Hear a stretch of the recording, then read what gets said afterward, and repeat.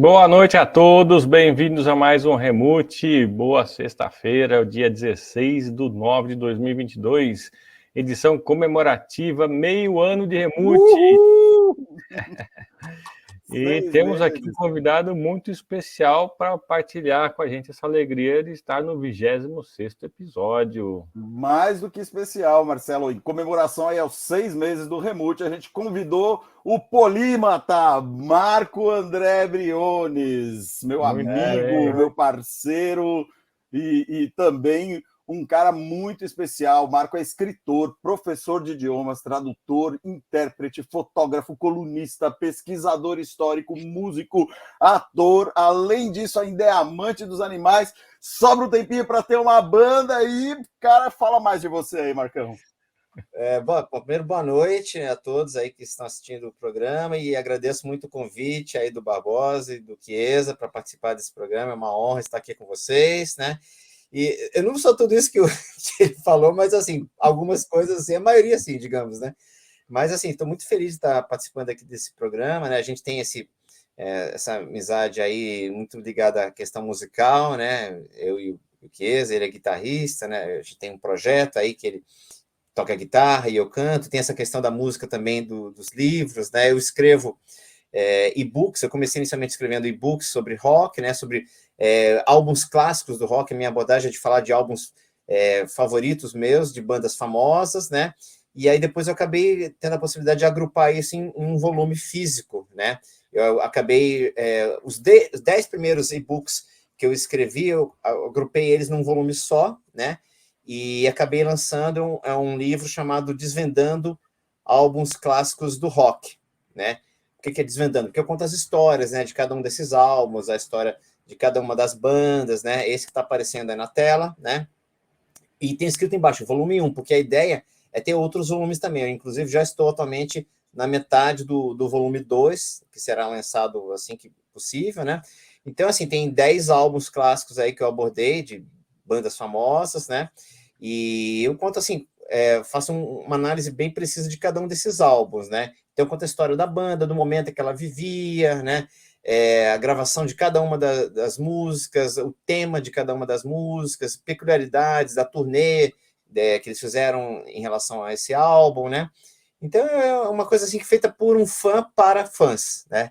É uma coisa assim de um amante do rock and roll, que eu sou assim declarado, né? E para outras pessoas como eu também que curtam muito rock and roll, especialmente o rock clássico, né? Mas Essas a qualidade da pesquisa é excepcional, Marco. Pô, eu estou lendo o livro aqui e é de um refinamento, de uma busca, assim, porque você tem muitas coisas ali que você foi buscar na fonte, você vivenciou, você viajou, foi atrás da informação, esteve nos locais, falou com as pessoas. Então, essa qualidade da informação, isso não tem preço, né, Marco? Porque a gente vê muito hoje aquela informação que um passa para o outro, e você chega um momento, aquele negócio do conto, aumenta um ponto, você não sabe exatamente a dimensão daquela informação, né, cara? É verdade, eu tenho essa preocupação de fazer uma coisa que seja muito precisa, né? Eu não quero nada de rumores, a ouvir dizer, não. Eu coloco o que é mesmo. Claro que em alguns momentos eu ponho a minha impressão, a minha opinião, porque cada um tem sua leitura, né? Essa interpretação de determinados temas, das músicas, assim. Então, cada um de nós ouve uma música de uma maneira diferente, mas, assim, em relação às letras, em relação às histórias, eu procuro ser o mais fidedigno possível, né? E mais digamos assim, fiel às histórias, e também a maioria dessas bandas eu consegui vê-las ao vivo, né? Porque também já não sou nenhuma criança mais, né? Então, muitas delas, tirando os Beatles, que eu, infelizmente, nunca consegui ver ao vivo, né? Mas eu já vi o Paul McCartney e o Ringo Starr ao vivo, mas, assim, a maioria delas eu vi ao vivo, né? Então, assim, são bandas que eu presenciei, então muitas dessas coisas eu presenciei ao vivo, e depois, inclusive, aqui no episódio eu vou até contar umas histórias aí interessantes, até de encontros aí com essas bandas, algumas delas eu encontrei. Isso que eu ia falar, tem muita foto sua ali com pessoal do Police, coisas com Beatles, parentes, essas fotos aí, nossa senhora, cara.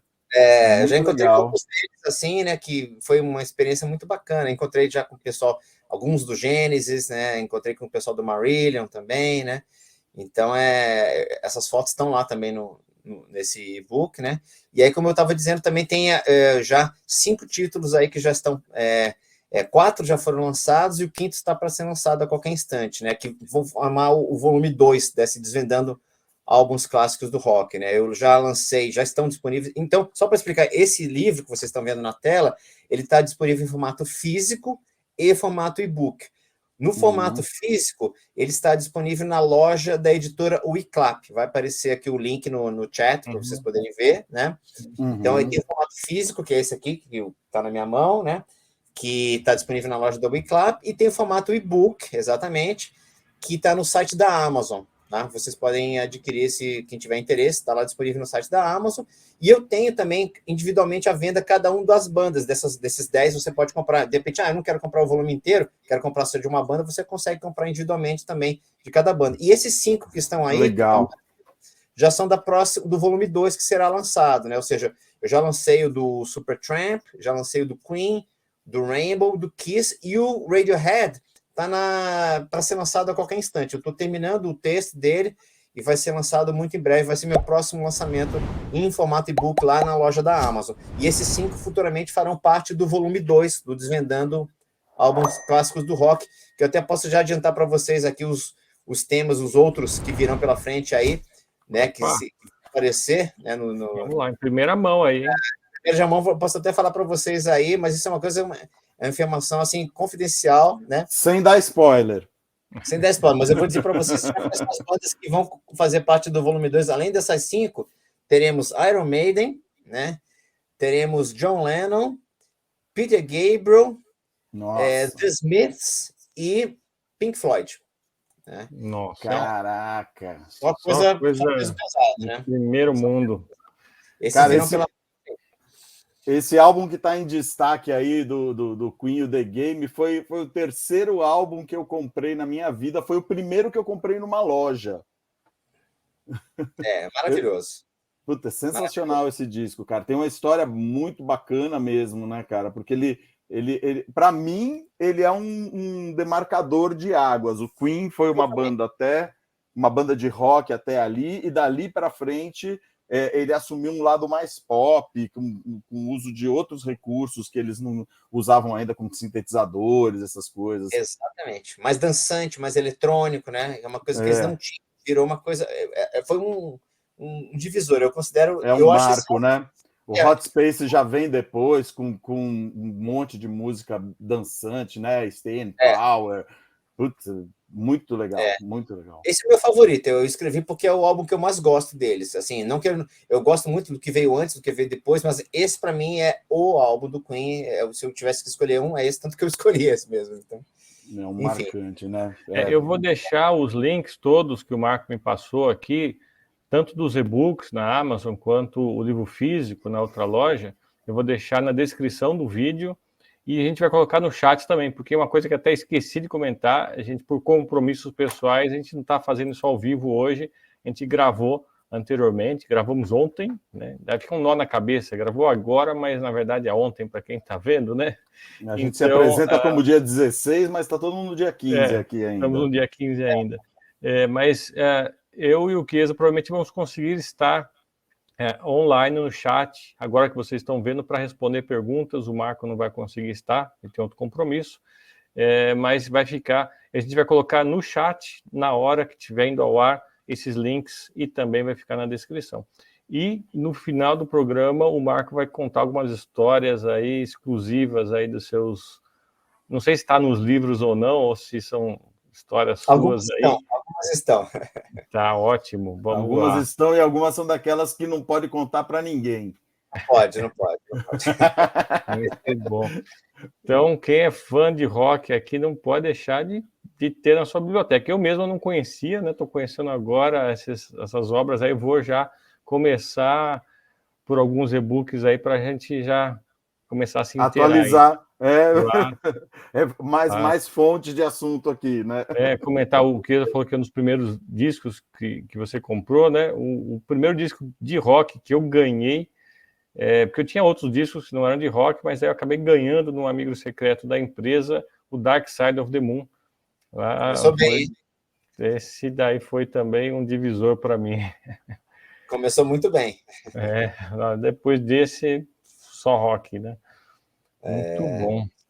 Bom, o Marco, então, daqui a pouco vai compartilhar umas histórias com a gente, mas, por enquanto, eu vou fazer uma história que não tem nada a ver com música aqui, para depois deixar o palco para os dois continuarem a história aí da música e dos causos interessantes. Fala lá, Marcelo, chuta. Deixa eu trazer a minha imagem aqui.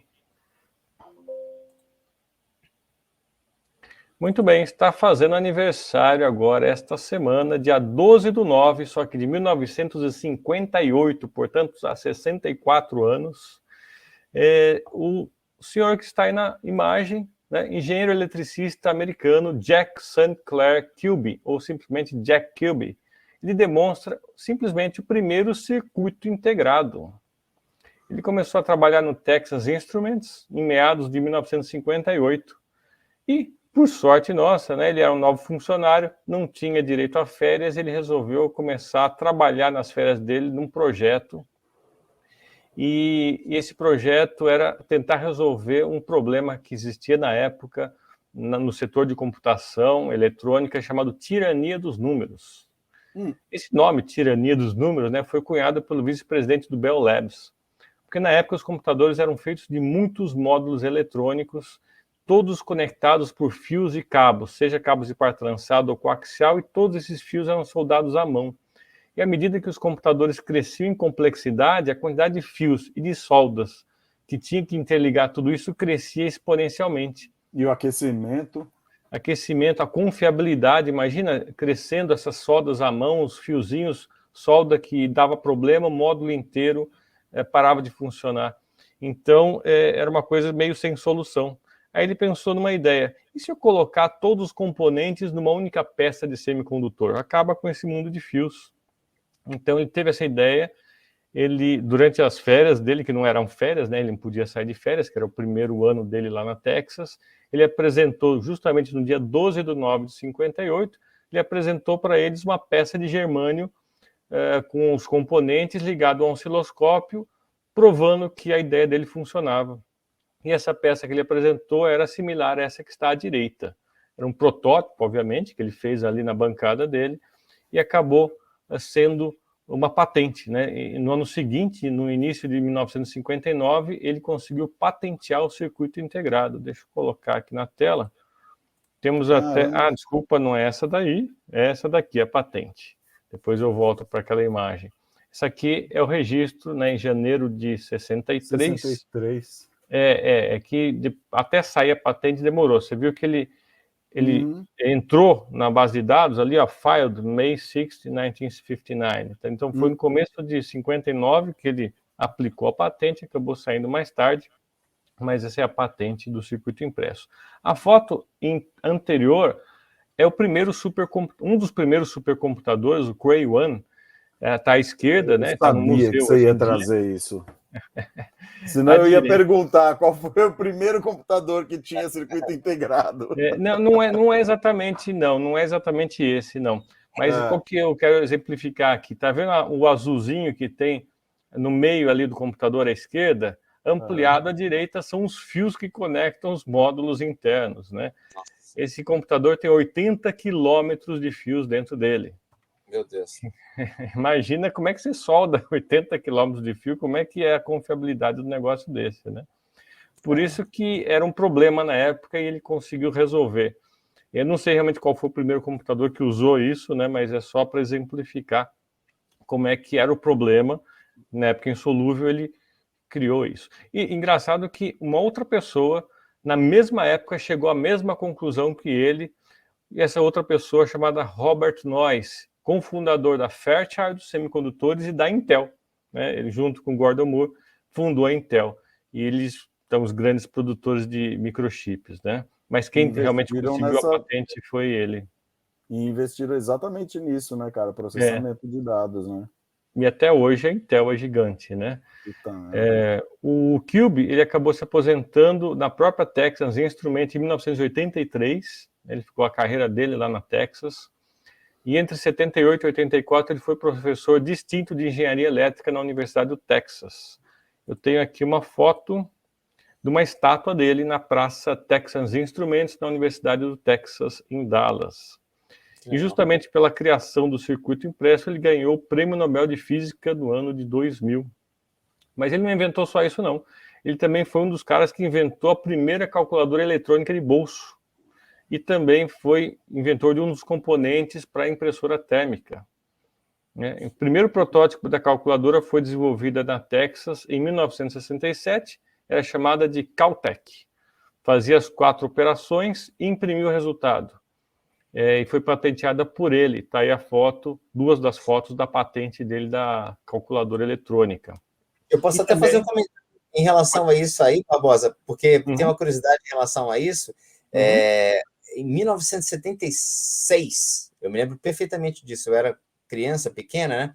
Os meus pais foram fazer uma viagem para a Europa, meu pai foi a trabalho para a Europa e levou a minha mãe junto, né? E aí eu me recordo perfeitamente que assim que eles voltaram de viagem, meu pai trouxe uma coisa que era assim, uma coisa de outro mundo, né? Que era o quê? Uma calculadora da Texas Instruments, né? Que era muito parecida com essa, inclusive, meu pai trouxe, acho que da Suíça ou da Alemanha, né? E era uma calculadora que fazia apenas as 4 operações básicas, mas era uma coisa assim, nunca vista antes, e era tinha uma tela com números digitais, eu nunca tinha visto, era uma peça assim, para mim era como um objeto de ficção científica, tivesse saído diretamente de um filme, e tivesse ali, olha, eu trouxe da Europa isso aqui, uma calculadora que eu posso fazer qualquer conta aqui e dar o resultado na tela, aparece o resultado na tela. Impressionante, assim, né? Era uma coisa assim, jamais vista e me marcou muito. Então, você está mostrando isso, eu já vi isso. Não era, ela não imprimiu o resultado, mas era muito parecida com essa, e aparecia o resultado na tela. Se era da Texas, era uma das sucessoras, né, dessa daí. Alguns anos depois foi evoluindo, né? Você falou que foi em 67, essa do meu pai era de 76. Então, é pouco tempo. Essa patente aqui não fala o ano, mas é patenteado em 25 de junho de 74. Ele entrou com a patente antes, porque demora um tempo para sair, acabou saindo em 74. Até lá já estava em produção, né? Então foi uma das primeiras, você viu uma das primeiras. Com certeza. Também, né? Foi uma das netas dessa daí, né? Com certeza. Que legal. E tenho também a foto uma das patentes, que é justamente da cabeça de impressão térmica, né, que é usada depois nas impressoras térmicas evoluídas até hoje, né? Infelizmente ele já morreu, né? Ele morreu em 2005 de câncer aos 81 anos em Dallas, Texas. E eu queria aproveitar o gancho, já que eu estou falando de pioneiros aí da computação, rapidamente falar que também essa semana, quer dizer, hoje, na verdade, que vocês estão vendo, 16/9, só que de 1959 a 63 anos, era lançada publicamente a primeira fotocopiadora de sucesso, a Xerox 914. Ela foi demonstrada em um hotel de Nova York, ao vivo pela televisão. Não foi a primeira copiadora que a Xerox criou, mas as primeiras eram mais protótipos, mais industriais, não era um sucesso de vendas como essa se tornou. E foi com esse modelo aqui que a Xerox virou sinônimo justamente de cópia ou de copiadora, né? De tão famosa que ela ficou. É uma copiadora que já, esse primeiro modelo, podia fazer 100 mil cópias por mês, ou seja, 7 cópias por minuto, só que pesava a bagatela de 299 quilos. Esse modelo foi produzido desde 1960 até 1977, ficou 17 anos aí no ar. Legal. Impressionante, né? Eu vou contar um caso meu também, que quando eu estava na faculdade, entrei na faculdade de processamento de dados em 85, e naquela época tinha as feiras de informática da Sucesso. Aí a gente foi de excursão, né? No primeiro semestre fomos de excursão lá, e aí tinha um stand da, se eu não me engano, Minolta, que fazia fotocopiadora também, era concorrente da Xerox. Só que a gente tinha tanto na cabeça que Xerox é copiadora, cópia, que eu cheguei no stand da Minolta e eu vi as copiadoras ali, nossa, vocês fazem Xerox aqui? Não, nós não fazemos Xerox. Fora de estádio, né? Quem faz Xerox é aquele cara ali. Ele ali, a gente faz fotocopiadora. Daí caiu a ficha, né? Nossa, é verdade. Muito bem, essa foi a minha contribuição para hoje. Eu não vou perder o gancho, não, Marcelo, porque eu falei que eu queria falar de uma pessoa muito interessante aqui e eu achei um lugar para colocar ele. Opa, encaixou aí. Na verdade, é uma nota de falecimento aqui, na verdade. É que no dia 16 de setembro de 1980, né, portanto, há 42 anos atrás, falecia Jean Piaget, ou Jean William Fritz Piaget, né? Ele foi um dos caras mais considerados mais importantes pensadores do século XX, biólogo, psicólogo e um filósofo que tratou de uma área da filosofia que é chamada de epistemologia, que é um ramo da filosofia que se ocupa com o conhecimento científico aplicado a resultados de ciências diversas. Então, ele se preocupa em ver a repetição de casos da ciência através da observação mesmo, né?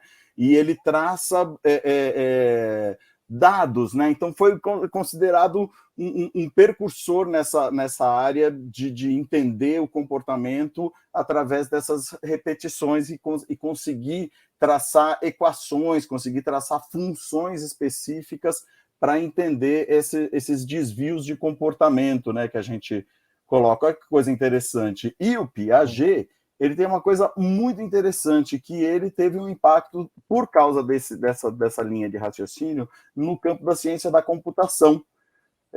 Eu não sei se o Marcelo, que é bem desta área, né?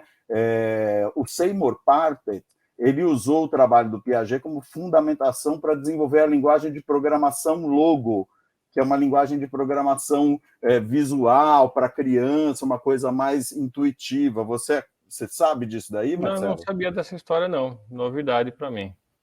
Eu sei que a Logo tinha esse intuito mesmo, né? Mas eu não sabia que tinha envolvimento de Piaget de alguma maneira, não. Pois é, olha que coisa interessante. Tem um outro aqui também. Alan Kay usou as teorias do Piaget como base para o sistema conceitual de programação do Dynabook, que foi inicialmente discutido em Xerox PARC, e essas discussões levaram ao desenvolvimento do protótipo Alto, que explorou pela primeira vez os elementos GUI, ou interfaces gráficas de usuário, que influenciou a criação de interface de usuário a partir dos anos 1980. Muito bom. O PARC é o Palo Alto Research Center, né, da Xerox. É o centro de pesquisas deles. Tá vendo? Eu falei que eu ia casar com alguma coisa que você falou aí, cara. Volta, mas cheguei na Xerox. Chegou na Xerox. Vou fazer uma Xerox aí da sua ideia. Então, aí, há 42 anos, a gente perdia essa figura impressionante aí, que era o Piaget, que deu essa contribuição. Uhum. Vai lá na comemoração do 9/11. Puta, pode crer, não tem nada de comemoração, na verdade, não é comemoração. Né? Mas a gente lembrar... Tem que ter um nome para isso, né? A gente não tem um nome específico para isso. Na verdade, você recorda essa data, né? Geralmente é um dia que você tira para fazer algum tipo de reflexão em cima, né? Não existe necessariamente uma celebração envolvida nisso, mas... memorial, talvez, né? Memorial, talvez, né? A gente é um momento quando você relembra aí uma figura que faleceu, ou uma tragédia, uma coisa assim, eu acho que é para a gente realmente causar esse momento de reflexão. E, cara, não sei, onde vocês estavam no dia 11 de setembro de 2001? Marco, você lembra? Eu lembro. Eu me lembro que eu estava... nessa época eu trabalhava na cultura inglesa, né? E aí eu trabalhava em vários horários, às vezes eu ia lá de manhã, de tarde, de noite, assim, às vezes eu ia e voltava para casa várias vezes ao dia, que era mais ou menos perto da minha casa. Eu me lembro que eu tinha dado as aulas do período da manhã, aí voltei para casa para almoçar, e aí fiz uma coisa que eu nunca faço, que é ligar a televisão para almoçar assistindo TV. Nunca faço isso, assim. Mas nesse dia, não sei porquê, eu fui almoçar e liguei a TV. Quando eu liguei, estavam aparecendo aquelas cenas. Já tinha o primeiro avião, já tinha batido na primeira torre, né? A torre estava em chamas, né? E pegando fogo, e o pessoal discutindo o que está acontecendo. E eu vi ao vivo o segundo avião bater na segunda torre. Isso eu vi na hora que aconteceu, né? O primeiro já tinha atingido a torre e estava aquela discussão, aquela polêmica, transmissão da Globo ao vivo, né, que estava acontecendo, e ninguém entendendo o que era aquilo, se era um acidente. Aí depois, quando veio o segundo avião e bateu na segunda torre, aí ficou claro que não era um acidente. Não era, né? claro. Não era um acidente, mas eu nunca vou esquecer disso, foi uma coisa muito impactante. Eu lembro que fiquei assim com medo, mas sabe, tipo assim, você não tem nem... Aí o pessoal falou que é o início da Terceira Guerra Mundial, as pessoas já estavam assim, tipo, surtando, assim, né? Então, sim. muito marcante mesmo. Com toda a razão, né? Motivos de sobra. Você lembra onde você estava, Marcelo? Sim, eu estava dando um treinamento lá na Itautec. Aí chegou no coffee break, umas 10 horas, uma das pessoas foi lá no computador ver notícias, aí chamou todo mundo lá. Ninguém entendeu muito bem essa primeira coisa que ele falou, que bateu no prédio, não é possível, né? Aí ele chamou de nome, bateu do segundo, aí parou, o curso acabou quase, né? Acabou, né? Ficou o resto da manhã ali tentando entender o que estava acontecendo. Estarrecido, né? Você fica na frente da TV assim, nossa, sem acreditar no que está acontecendo. Sim, sim. E depois vamos ver as imagens todas que vão sair no tempo, né? E eu tinha visitado alguns anos antes, né? Eu fui para Nova York e subi lá nas torres, tal, para ver como é que era, tal, né? Pois é. E depois eu voltei mais recentemente, lá no topo, né? É uma visão impressionante de lá de cima, Nesse né? dia, dessa coisa toda, eu peguei as minhas fotos de Nova York, que eu estive lá uma vez, e eu tenho foto no topo do World Trade Center. Meu Deus, eu estava lá onde isso aconteceu. Se eu tivesse lá, sei lá, hoje, imagina, eu ia estar aqui no meio desse prédio, dessa não tragédia. É maluco? Eu tive lá um mês antes, quase, assim, dia 8 de agosto de 2001, eu estava lá, almocei no meio das duas torres ali, 8 de tava agosto? rolando no 8 de agosto, um mês antes do 11 de setembro, um mês e 3 dias. Eu peguei, o pessoal saía dos escritórios, pegava uma marmitinha, ia para uns banquinhos e estava tendo um show de blues ali, com um palco bem montado, assim, e o pessoal ficava assistindo esse show de blues. E eu fiquei lá, almoçando também com a galera, e voltei para o Brasil. Um mês depois aconteceu isso, um amigo meu me ligou, cara, onde você tá? Eu falei, tô aqui, não sei o quê. Ele falou, cara, liga a TV. Liguei a TV, e ele falou, o que está acontecendo lá na sua terra, que eu tinha acabado de voltar de lá? Aí eu fiquei estarrecido também, fiquei horas na frente da TV sem entender o que estava acontecendo.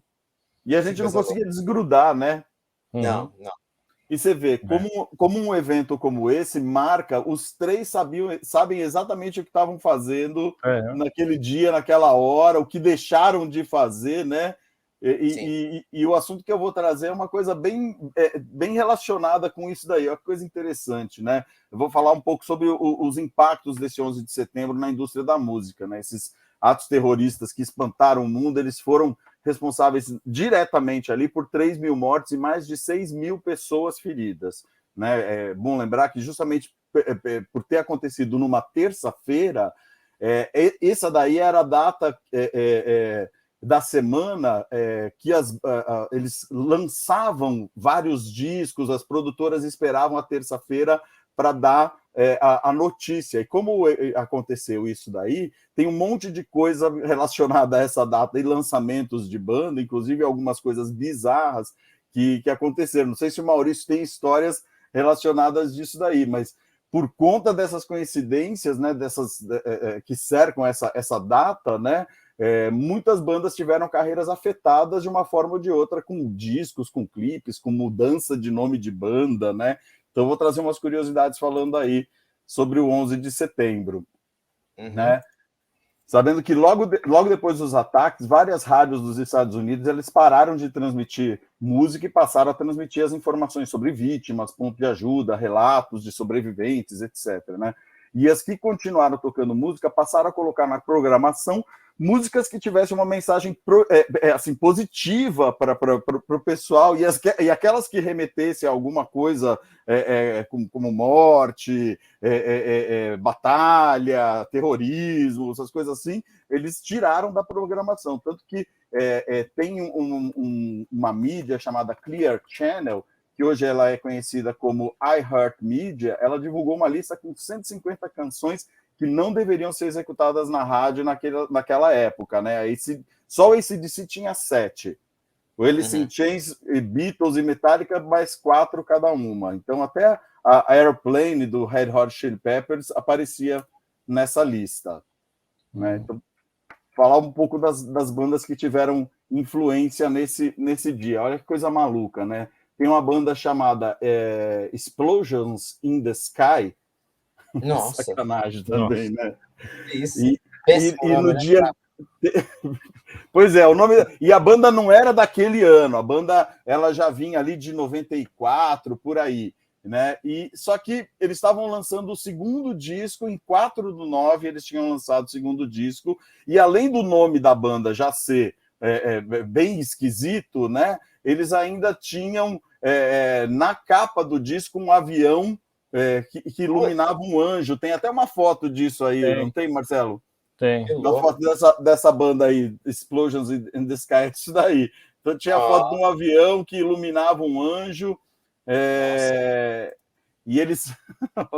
é bizarro mesmo isso, né? E o nome do disco é Those Who Tell the Truth Shall Die, Those Who Tell the Truth Shall Live Forever. Então, aqueles que falam a verdade devem morrer, aqueles que falam a verdade devem viver para sempre. Então, não é uma boa música para esse dia, né? Os caras já... Né, na época, um pouquinho antes, então, e eles até têm uma música que a primeira música do disco é Cumprimentando a Morte, né, Greet Dead, e após alguns ataques aí de muita gente, a banda chegaram até a acusar eles de estar envolvido com os atentados de alguma forma, né? Então os caras sofreram aí com o lançamento desse disco, que já tinha sido lançado, né? E uma outra banda bizarra também que aconteceu com eles é uma banda chamada Jimmy Eat World. Eles lançaram um dos discos mais bem-sucedidos do ano, o melhor da carreira deles, chamado Bleed American. Né? Então, América sangrando, né? O americano, o sangue do americano. Né? Então, o álbum se tornou rapidamente um grande sucesso por conta das músicas The Middle e Sweetness, mas precisou ter lotes retirados das lojas por substituições, e ele teve substituições após os ataques, né? Então aí está o nome da banda Jimmy Eat World, e depois o Bleed American, depois eles lançaram uma versão desta capa sem o Bleed American, que é esse daí.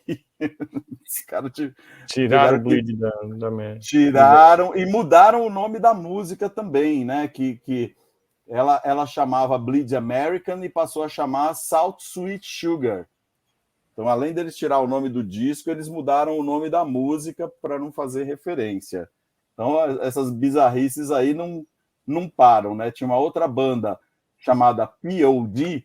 que deu um salto na carreira. Você vê, nem todo mundo foi impactado de uma forma negativa, né? O grupo lançou o quarto disco de estudo chamado Satélite, exatamente no dia 11 de setembro de 2001, e foram vendidas mais de 3 milhões de cópias no EUA, nos Estados Unidos, e 7 milhões no mundo todo. E muito disso aconteceu por conta de um single deles chamado Alive, que se tornou uma espécie de hino de recuperação para essas pessoas envolvidas no ataque. Então, esses caras aí se deram bem, né? Tem uma série de outros casos aqui, mas eu não vou tomar muito mais o tempo aqui. Vou falar de dois que são muito coincidências também, que são dos mais bizarros, na minha opinião, que é um do álbum do Strokes, né, com a canção que eles tinham, New York City Cops, né, que fala os tiras de Nova York, eles não são muito inteligentes, né? Então foi bem na época, e eles ficaram, como eles são uma banda de Nova York, eles ficaram muito chateados assim de terem sido tão agressivos com a polícia, que não tinha nada a ver, né? E eles ficaram comovidos porque a polícia foi muito eficaz durante todo o processo ali de recuperação da cidade e tudo. Então, eles ficaram muito constrangidos, mas a música não tinha nada a ver com isso. Isso daí era em resposta a um assassinato de um cara chamado Amadou Diallo, em 99 por 4 policiais à paisana. Então eles estavam fazendo essa música de protesto para isso, e aconteceu o 11 de setembro, e os caras chateados de meter o pau na polícia, e eles acharam que a polícia tinha sido legal nessa época. E um outro caso, tem até a capa do disco, é do Dream Theater. Esse para mim é o pior, né? Que ele lançou o álbum Live Scenes from New York, né? Péssimo, e olha, né? a capa do disco tem o outro Trade Center pegando bem o outro Trade Center pegando fogo, né? Péssimo. Pois é. Esse daí eles tinham mandado para a loja e assim, eles foram rapidamente retirados, mas 1000 deles já tinham sido vendidos. E aí a capa foi modificada por uma que tem aí também a fotinho dela. E hoje esses 1000 exemplares eles valem milhares de dólares para os colecionadores. Aí a capa original depois ficou essa daí. Olha que viagem. Essa daí realmente meio complicado, né? Não é? Depois que aconteceu, né? Antes ninguém imaginar, mas depois realmente parece até profético, né? Eu tenho 2 histórias para contar em relação a essa questão do 11 de setembro relacionadas ao mundo do rock, né? Uma que eu sei, que eu vi inclusive uma entrevista com o Paul McCartney, dizendo que no dia 11 de setembro, na hora que teve o primeiro ataque, ele estava dentro de um avião, prestes para decolar, acho que era para Londres, ele ia de Nova York para Londres, e aí todos os voos foram interditados, ou seja, ficou bloqueado, nenhum avião poderia pousar nem decolar. E ele falou que viu, dentro do avião onde ele estava, ele viu a cena da torre pegando fogo, né? E viu o segundo avião batendo na torre. Ele ficou embasbacado com aquilo, né? Ele estava saindo, ou seja, de Nova York, acabou não podendo sair, acabou ficando na cidade, que os céus foram fechados, né? E aí, tanto que algum tempo depois, ele organizou um festival em celebração, digamos assim, às forças da polícia e aos bombeiros, chamado Concert for New York City. Eu lembro disso, legal pra caramba. Ele organizou esse show e convidou um monte de gente, tocou os Rolling Stones, tocou o The Who, ele mesmo se apresentou, um monte de gente famosa, o David Bowie, né? Bon Jovi, né? Um monte de gente participou e foi criado por ele celebrar o trabalho das equipes de resgate, dos médicos, especialmente dos bombeiros e da polícia. Então, ele fez essa homenagem a ele, tanto que no final do show ele chama o pessoal da polícia, chama o pessoal dos bombeiros, que estavam lá no dia do 11 de setembro. Então, tem essa conexão aí com esse mundo do rock, em relação a essa história do Paul McCartney. E tem uma outra história interessante também, em relação ao Sting, né? Que ele, nesse dia, no dia 11 de setembro, ele estava na casa dele, um palácio que ele mora na Itália, né? E ele estava gravando um especial que ele iria lançar em DVD, em CD, chamado... Como é que é? Brand New Day? Não, Brand New Day, o álbum que ele tinha lançado na época. Esqueci o nome do álbum seguinte, né? Que é um álbum ao vivo, que ele tinha convidado músicos do mundo inteiro para participar, inclusive 2 brasileiros, né? O Jacques Morellenbaum e um percussionista que eu esqueci o nome agora, estavam lá, e aí eles estavam se preparando para iniciar o show quando houve o ataque, que começou a primeira torre, depois a segunda torre, e ele assistiu isso ao vivo, junto com a banda toda, né? E aí eles chegaram a cogitar de não fazer a apresentação, de cancelar a gravação do DVD, cancelar a gravação do álbum e tal, que falou que não havia clima, não tinha condição nenhuma. Aí ele falou que ele não tinha condição de se apresentar. Aí a banda dele, a história, isso contada por ele, a banda convenceu ele a fazer a apresentação assim mesmo, porque ele falou, segundo ele, os músicos falaram, olha, se você não se apresentar, os terroristas estarão ganhando. Eles vão fazer você estar sendo derrotado, que a música vai perder, porque eles vão ter feito você cancelar a gravação e fazer um tributo, ou seja, você não vai estar fazendo... Isso é verdade. Né?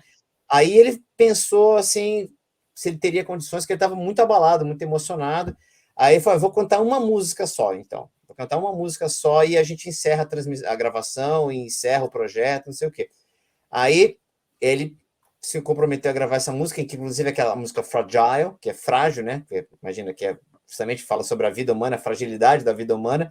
Mas aí depois ele disse que quando ele estava cantando, eu acho que ele até se emocionou, chorou e tal.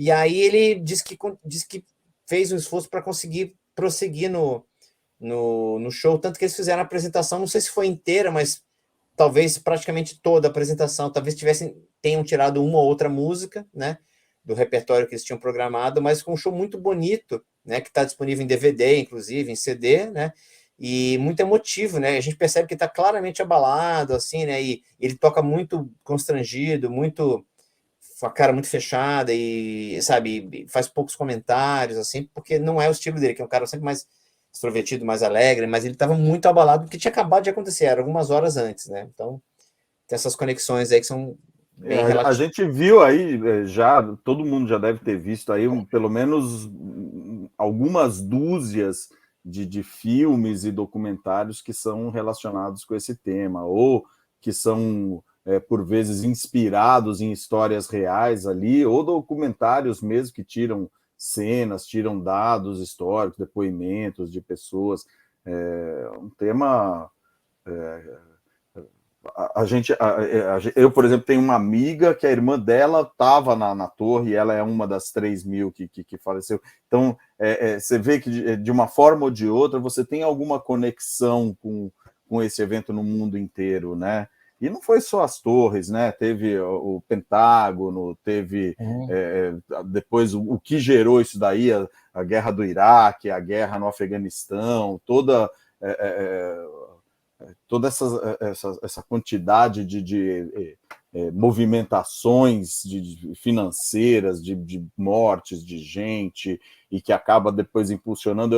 Eu falo sempre com o Marcelo assim, pô, vira e mexe, eu estou trazendo algum assunto de guerra, porque guerra é um assunto assim que pontua muito, né? Você tem muitos temas que são relacionados ali com cultura, expressões culturais, na música, na pintura, na fotografia, você marca aquilo lá de uma forma ou de outra, né? E aquilo lá tem alterações drásticas na história, na geografia, você divide populações, é muito louco, né, cara? Guerra é fogo. Com certeza. Tanto é que a gente falou várias vezes de computadores e de pessoas ali na época da Segunda Guerra Mundial que impulsionaram. Justamente falamos de Alan Turing, né? Puta, esse filme do Alan Turing os pioneiros. Aí você falou da Apple, né? Que homenageou ele com a maçãzinha mordida. Pois é. Sempre, a gente sempre tenta dar uma poetizada aí nos assuntos polêmicos, né? Tem uma foto aqui, tô curioso, não sei se vai falar dela, né? Dessa do The Strokes. Você já falou do Strokes, mas essa foto... Era do disco deles, aonde tem a música que eles tiveram que eles ficaram arrependidos ali. É desse disco aí. Tá, você comentou, mas é desse disco, quando a capa, o problema não é a capa, aí seria uma música, né? Exatamente, é a música do Strokes que ficou nessa faixa aí, nesse disco aí, ele é desse disco. A música New York City Copies. Só uma observação, acabei achando aqui a capa, né, e o nome do álbum desse que o Sting gravou em CD e DVD, chama Sting All This Time.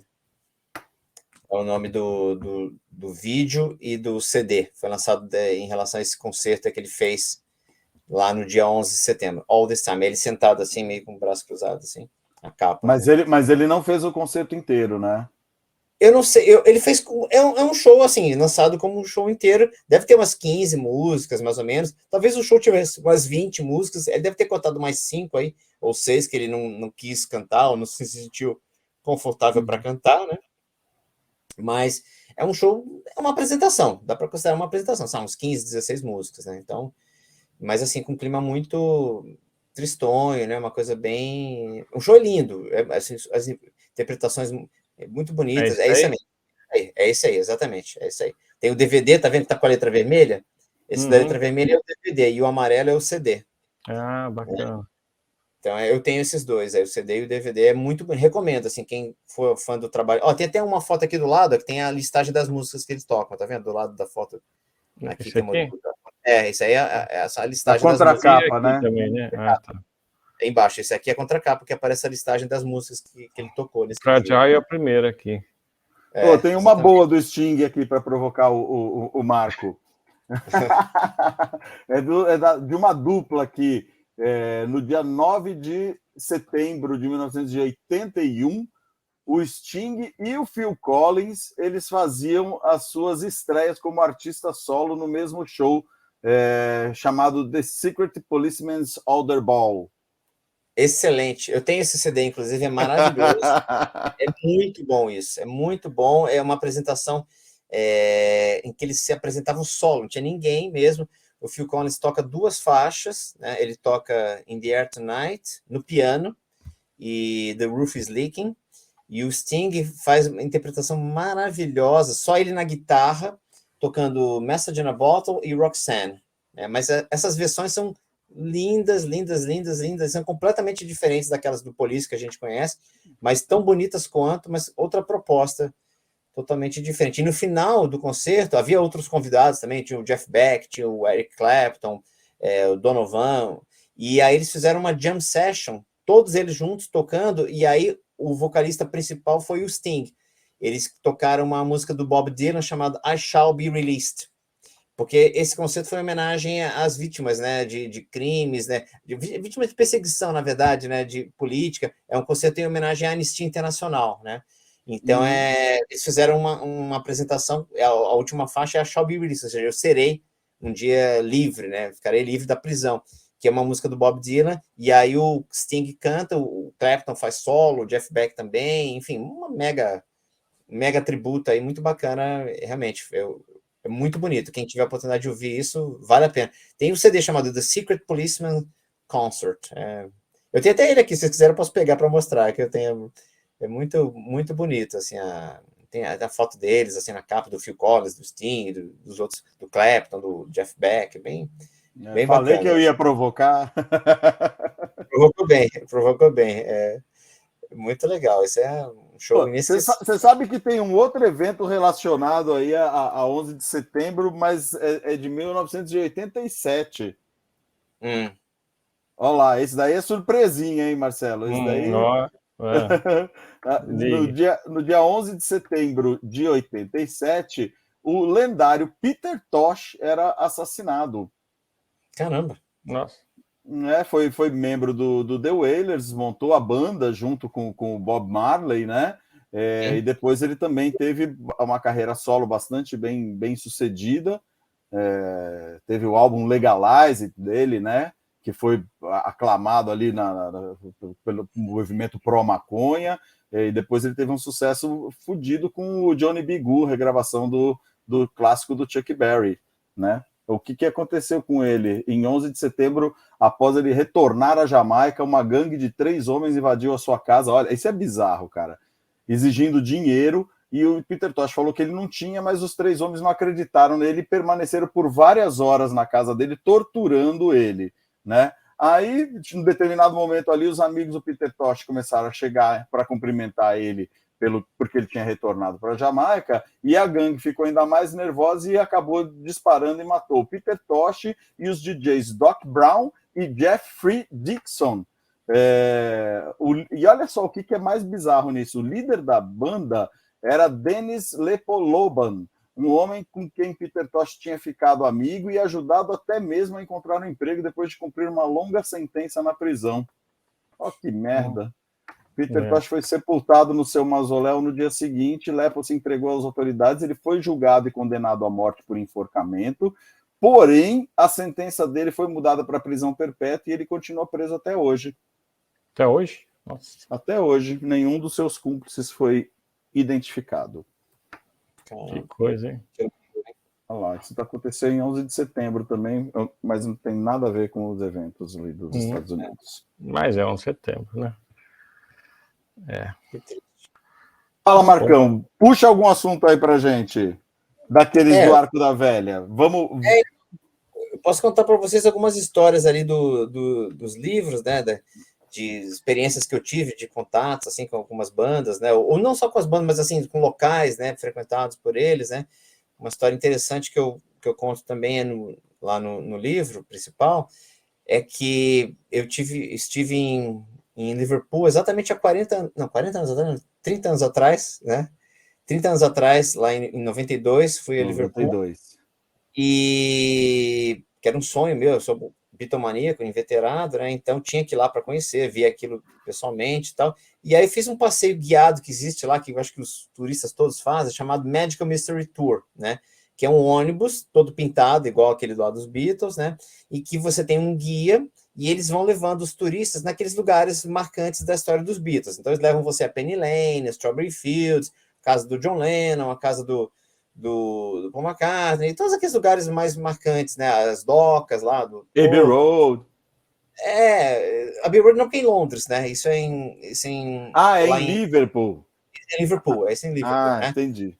Aí a gente faz esse passeio todo, e aí me lembro que a gente estava numa daquelas avenidas lá de Liverpool, e aí, de repente, o guia pediu para o motorista de ônibus parar, falou, para.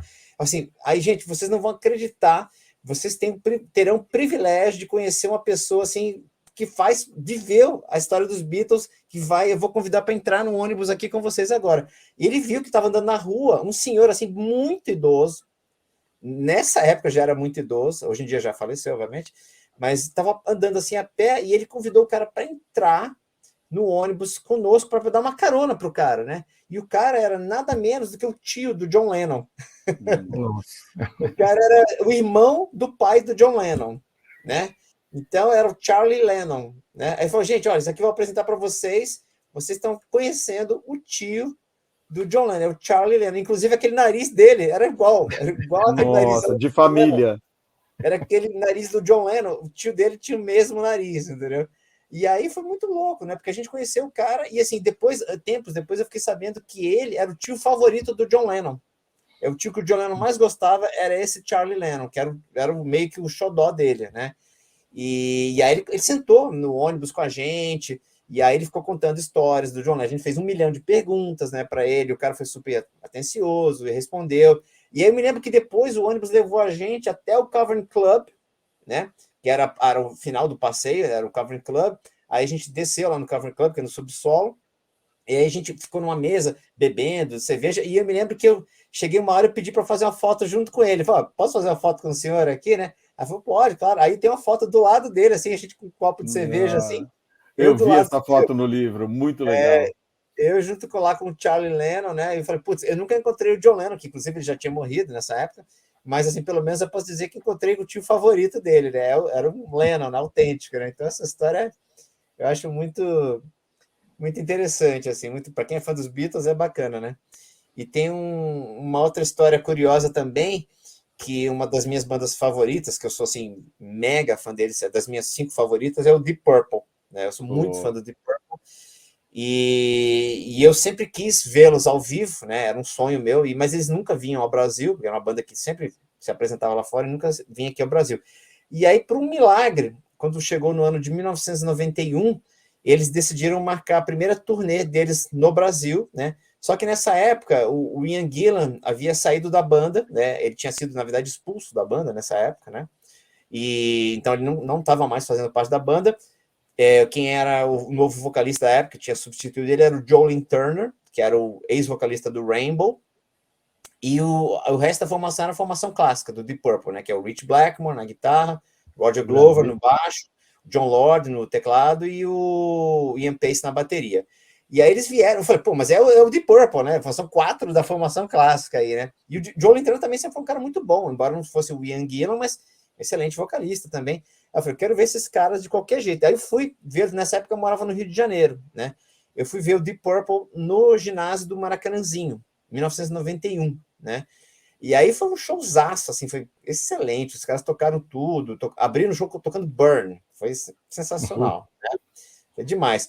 Aí tocaram aquela coisa, e eu fiquei assim, na primeira fila, eu queria ficar na cara do Blackmore, que eu sou super fã do Rich Blackmore, né? Gosto de todos, mas assim, eu sou particularmente fã do Rich Blackmore.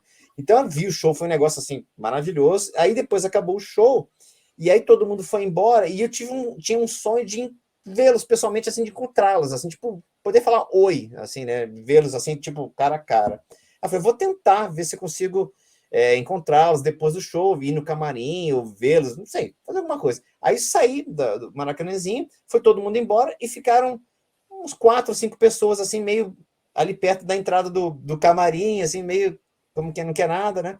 Eu fui um deles, fiquei ali, e aí o tempo foi passando, nenhum deles saía e tal, e o segurança, vai embora, porque eles não vão sair por aqui, eles não vão falar com ninguém, não vão dar autógrafo, vai embora. Aí o pessoal foi saindo, acabou ficando 2 pessoas, eu e um outro cara. A gente é muito insistente, a gente acabou ficando lá, a gente ficou. Aí, de repente, abriu a porta do camarim, aí saiu o primeiro deles, foi o Joe Lynn Turner, ele saiu, mas ele saiu com uma cara assim, super fechada, amarrada, assim, poucos amigos, tipo assim, não falem comigo, não quero falar com ninguém. Aí a gente, né, respeitou, o cara foi embora, beleza, pegou um carro e foi embora. Aí, daqui a pouco, logo depois que ele saiu, uns minutos depois, saiu juntos, saiu o Ian Pace e o Roger Glover. Os dois saíram batendo papo, assim, e aí a gente, caraca, Roger Glover e Ian Pace, puta, saíram, e aí a gente chegou assim, vocês poderiam dar um autógrafo pra gente aqui? Aí, claro, tudo bem. Aí pegaram, autografaram o ingresso pra gente lá, o Ian Pace, o Roger Glover, super gentis. Assim. Na época não existia celular, não tinha nada disso, senão a gente teria tirado foto com eles. Foto. Mas eu não tinha máquina, não tinha nada. A única coisa que eu tinha era meu ingresso e uma caneta. Aí eles autografaram lá e tal, né? Aí eu falei, puta, cara, encontrei já o Ian Pace e o Roger Glover, nossa, eu achei demais. Aí nisso que eles estavam conversando com a gente e autografando, saiu o John Lord correndo. Esse saiu literalmente correndo lá do camarim, correndo, entrou num carro, a gente só viu ele, flash dele assim, passando, ele não falou com ninguém, não viu, assim, entrou no carro e foi embora. Aí sobrou quem? Que não tinha saído ainda dos camarins? Rich Blackmore, né? Só faltava ele lá, né? Aí a gente já tinha ouvido essas histórias todas dele, que o cara tem uma fama de ser assim, super agressivo e ser mal-humorado e rabugento. E a gente, assim, meio com... Por um lado, a gente queria muito vê-lo e encontrá-lo, porque é um ídolo, né? Um cara, eu sou praticamente... É meu ídolo da guitarra, é o Rich Blackmore, né? Mas, por outro lado, tinha um lado meu que tava com medo. Eu falei, pô, sei lá, de repente o cara vai dar um soco na cara, né? Vai me xingar, fazer alguma coisa assim, ofensiva, né? Então... Aí a gente, de qualquer maneira, ficamos lá. Eu e o outro cara ficamos assim. Aí daqui a pouco, mais uma meia hora depois, abre a porta do camarim, sai o Rich Blackmore. E vem com aquela cara fechada dele que a gente conhece, assim, de pouquíssimos amigos, né? Aí vem ele, assim, com uma roupa diferente, já tomado banho, sabe? Aí vem ele com a cara, assim, séria, olhando pra gente, assim, né? Olhando bem na nossa direção, nós dois.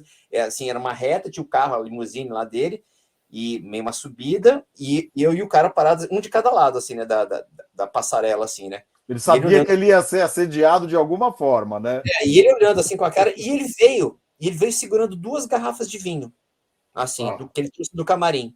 Ele veio segurando, assim, tipo, no gargalo, assim, 2 garrafas de vinho, e com a cara, assim, super séria, fechada, assim, né.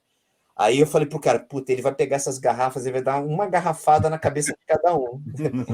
Uma na minha e uma na sua, né. Aí ele veio assim com aquela cara super séria. Aí ele chegou na nossa frente, na nossa cara. Aí ele pegou assim, ó. Deu uma pro cara, deu uma pra mim. Aí olhou pra gente, entrou no carro e foi embora. Aí a gente ficou assim, hã? Como assim, né?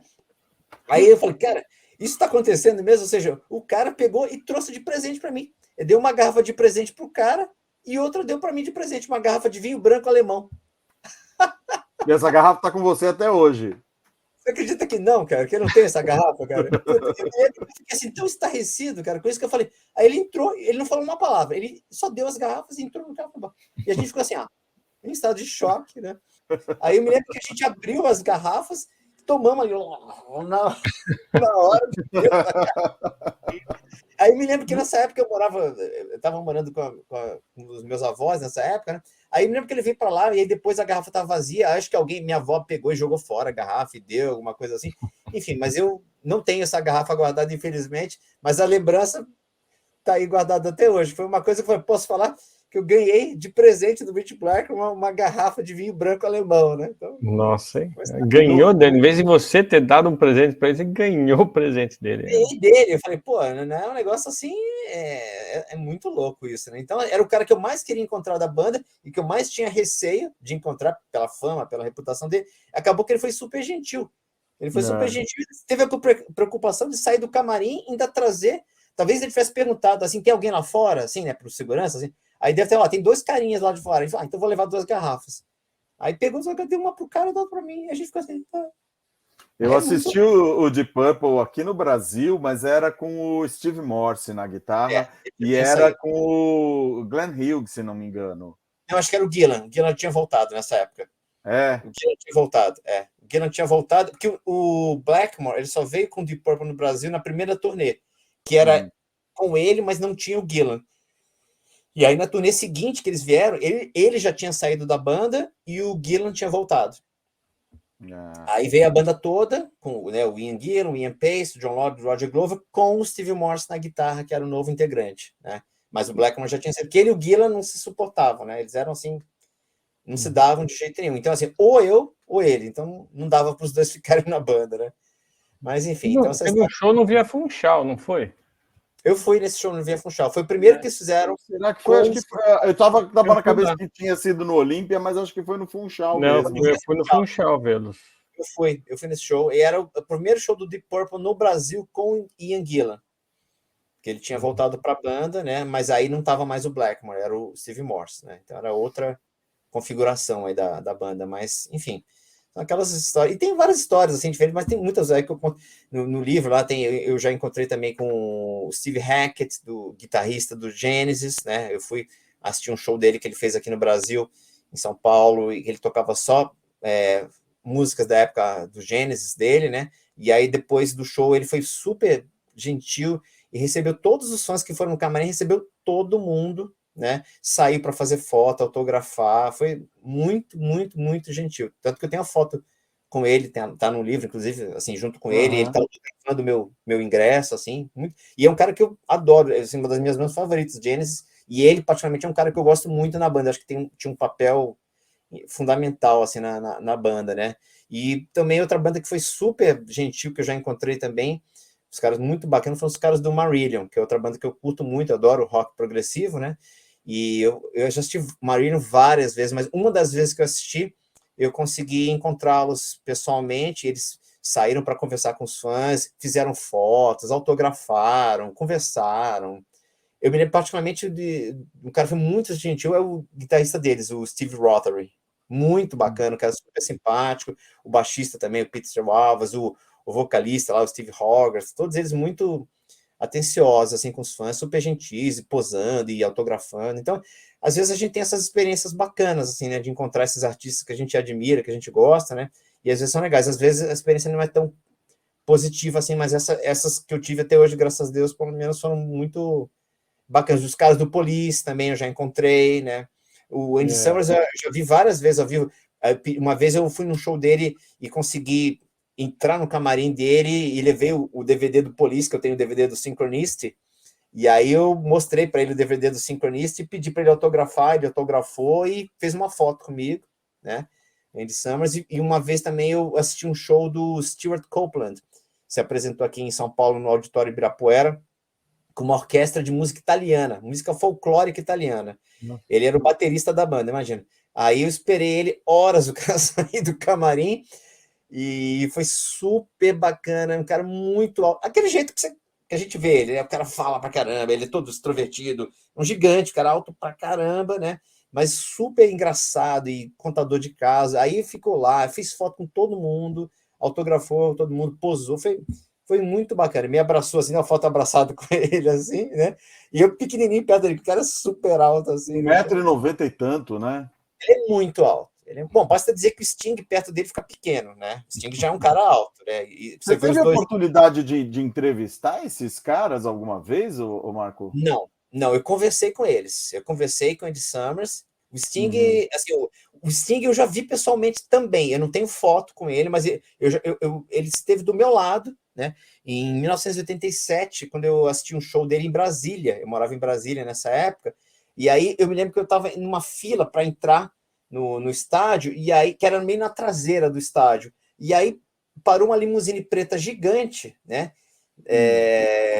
Bem onde eu estava parado, que a gente até brincou na época, o presidente na época era o Sarney, né? A gente falou, acabou de chegar o Sarney aqui, vai assistir o show do Sting, né? Aí abriu a porta da limusine, quem saiu foi o próprio Sting. O próprio Sting. O Sting saiu, aí ele Aí ele pediu licença, literalmente, que a gente estava bloqueando, tinha uma portinha que era a entrada do camarim, né? E a gente não sabia, ele estava ali, tinha uma fila, e eu estava assim na fila, e os outros caras... E ele literalmente pediu licença para a gente abrir, para ele poder passar.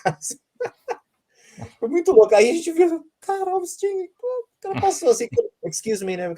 A gente abriu assim, o cara passou, entrou, e a gente estava ali na fila para ver o show dele, né? Então, mas eu não entrevistei ele, não dei nem tempo, eu vi ele só passando assim na minha frente. E os outros, o Andy Summers, eu conversei muito rapidamente, e o Stewart eu conversei mais tempo, ele foi mais sociável, né? Os outros caras também conversei, os caras do Deep Purple foram legais também, o Steve Hackett, todo, mas eu nunca tive a oportunidade de fazer uma entrevista, né? Era mais assim uma conversa rápida, coisa de fã mesmo, assim, né?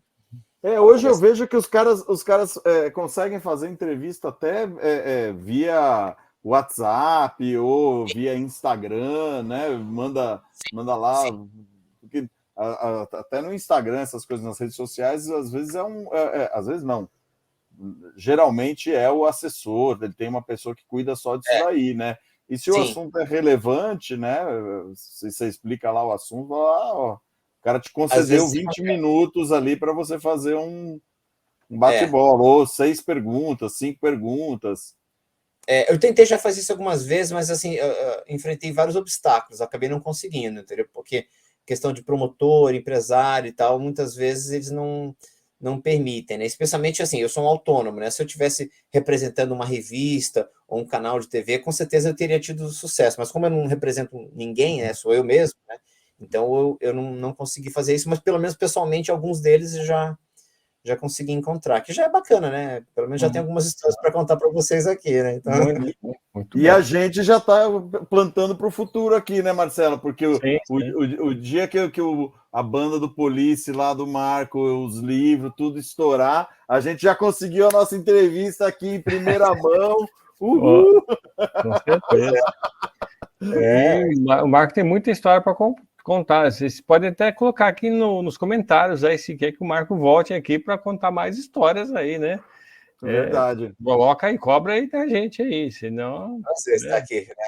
Contar essa história é sempre bom. A gente fala daquilo que a gente gosta, né? Então, assim, não é uma alegria a gente ficar contando essas histórias, que são coisas que a gente faz com prazer, gostam dos nossos ícones, né? Os nossos ídolos, né? Então, eu tenho uma admiração muito grande. Bom, não é à toa que eu faço esse trabalho de escrever esses e-books sobre isso, é coisa de fã, realmente. Se eu não fosse um mega fã, não faria isso. Né? Então, eu sou um mega fã para os outros que também são como eu, assim, que adoram essas bandas e adoram esses artistas, esses álbuns clássicos e querem saber um pouco mais, saber as histórias, né? Que eu faço essa pesquisa muito profunda em inglês, eu vou lá atrás dos livros lá fora, das entrevistas, alguns já conversa pessoalmente, então você acaba conseguindo fazer uma apresentação de um tema bem enriquecido para levar isso para quem é realmente fã de carteirinha assinada como eu, né?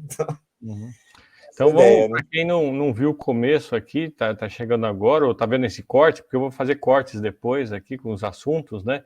E de repente quem viu esse corte aqui com essas histórias não viu o começo. Então só vou recapitular rapidamente, você tem já de paper, né, papel, esse livro, né? Hard copy, sim, desvendando os álbuns clássicos do rock, tem 10 bandas aí, né? Volume 1. Volume 1. Esse é volume 1, né? 1. Se Deus quiser, viram muitos outros aí pela frente, né? Esse aí são 10 álbuns clássicos de 10 bandas diferentes, é um álbum de cada banda, né?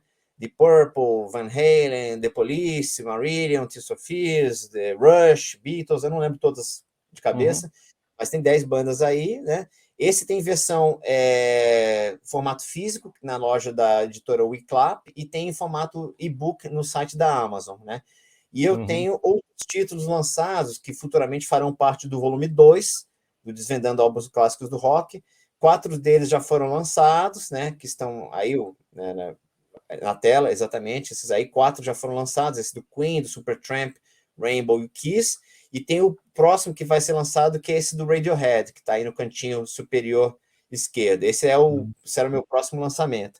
Esses 5 farão parte do volume 2, juntamente com mais outras 5 bandas que eu falei anteriormente, né? Que farão parte do volume 2 quando tiverem concluídos. Aí vou lançar o volume 2 também, cópia física também, para quem quiser comprar, né?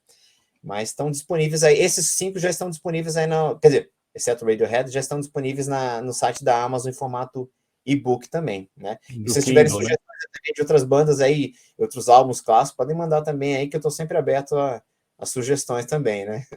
Perfeito. Se quiser deixar algum contato seu, aí passa para a gente coloca na descrição. Ou um e-mail. Quem quiser pode me mandar. Olha, o meu e-mail é marcoandrebriones@gmail.com, né? Perfeito. E tem o meu Instagram também, que é @marcoandrebriones, entendeu? Só me mandar uma mensagem pelo Instagram, pelo e-mail, eu sempre leio, sempre respondo. E para se inscrever no blog lá é legal também, né, Marco? Sim, entendeu? Eu tenho o canal lá no YouTube também, mas assim, hoje em dia eu estou usando mais os contatos do Instagram e do e-mail, entendeu? Então, assim, quem quiser fazer esses contatos, assim, com certeza eu vou ler e com certeza eu vou responder. Eu nunca deixo de responder os contatos, as mensagens que eu recebo. Então, vou colocar esses links todos aí na descrição também. Vai ficar tudo completinho aí. Os links das compras e os contatos seus também. Muito obrigado. Porque, assim, que são fãs como eu, né? Me procura gente que gosta de curte rock and roll como eu. Então, a gente tá falando de tema que agrada a todos, né? Pô, eu queria para antes da gente encerrar, eu queria mandar um abraço aí para uns aniversariantes e um especial que é uma história muito engraçada. Posso? Manda lá, manda lá. Rapidinho aqui, hoje, 16 de setembro, é aniversário da Carolina Dickmann, que inclusive acabou virando uma lei, né, que entrou em vigor em abril de 2013, ficou conhecida como Lei Carolina Dickmann, né, que é o negócio de alterações ali no código, tipificando essas chamadas de delitos de crimes de informática, né? Aniversário também da Andréia Beltrão, do Falcão, aquele maluco, cara, legal pra caramba. Aniversário do David Copperfield, hoje também. O Mickey Herc, que tem uma história fantástica, qualquer dia a gente vai falar da história do Mickey Herc. O B.B. King também estaria fazendo aniversário hoje, faleceu e nos deixou em 2015.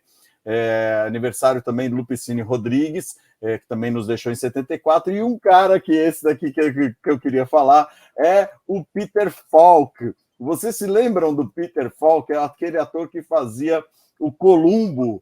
Sim, claro. Esse cara,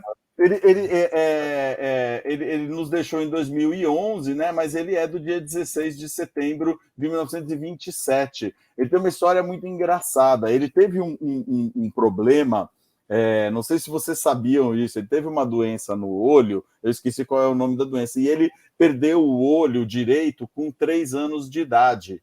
E ele usou a vida inteira um olho de vidro. E a gente não sei se vocês percebem, se vocês sabiam que ele tinha um olho de vidro olhando ele Agora a gente não consegue mais olhar a imagem do Peter Falk sem ver que o olho dele não mexe. Ele tinha um olhar meio estranho, um olho meio... olhar meio esquisito. Pois um dos olhos meio era assim, meio caído, né? O meio jeito pau que ele ali, meio esquisito. Meio com a sobrancelha, assim, meio esquisita, assim, meio estranha, mas eu não sabia que era um olho de vidro, não. Pois é, olha que cara maluco, né? Ele é de 1927 e ele completou 18 anos em 1945, quando a Segunda Guerra estava terminando. E ele queria se alistar nas Forças Armadas porque ele queria um pouco de ação na vida. Ele queria ir para a guerra, ele queria dar uns tecos, queria barbarizar por aí, né? Aí as Forças Armadas não aceitaram ele porque o negócio do olho de vidro, não sei o quê. Aí ele se inscreveu na Guarda Mercantil Americana. E ele participou, foi viajar para alguns lugares, não sei o quê, e o pessoal não prestava atenção muito na saúde clínica ali das pessoas e aceitava o cara. E ele não ficou muito tempo nisso daí, voltou para os Estados Unidos, blá, blá, blá. E aí ele era um atleta, mesmo tendo um olho só, ele jogava beisebol, jogava golfe, não sei o quê. E num dos jogos que ele estava fazendo, ele tinha certeza que ele tinha conseguido chegar na terceira base e o juiz deu fora para ele, né? Desqualificou ele naquele lance. Aí ele pegou, tirou o olho de vidro e deu na mão do juiz e falou assim: você está precisando de um desse. Imagina a cara do juiz, deve ser assim, improvisado. Esse cara é muito doido. E depois ele acabou ficando notável ali por causa da série Columbo, que era aquele detetive meio atrapalhado, que distraído, esquecia das coisas, não sei o quê. E ele é, segundo o autor do Columbo, ele é baseado no Sherlock Holmes, que também não é um cara muito certo das ideias, né, cara? Mas era isso daí. Esses são os abraços aí para os aniversariantes de 16 de setembro. E é isso aí. Queria agradecer demais a presença do Marcão, figuraça, umas histórias incríveis aí. Cara, estou devorando o livro, incrível, parabéns, legal demais a sua figura, a sua participação. Fico feliz, é um prazer estar aqui com vocês, participando desse programa, fico muito agradecido pelo convite, é uma honra estar aqui participando desse Remute aqui de hoje, né? E espero que o pessoal que assista também curta esse programa, tanto quanto eu curti participar aqui com vocês. Com certeza, parabéns, muito obrigado por estar presente aqui nessa comemoração aqui de 6 meses. A pessoa não aguenta mais ver só nós dois aqui, né? Comemoração, é um evento fracentenário, né? Ele é uma fração de um centenário ali. Certo. Exatamente. Legal, então, despedir aqui hoje, então, boa noite a todos, nos vemos na semana que vem, e durante a semana, vocês já sabem, a gente vai lançando os cortes dessa edição aqui, e quem não é inscrito no YouTube, no nosso canal, inscreva-se aqui para ver essas histórias maravilhosas aqui que a gente conta aqui. Valeu? Então, abraço a todos. Tchau, tchau. Valeu, Marcão. Valeu, Marcelo. Obrigado.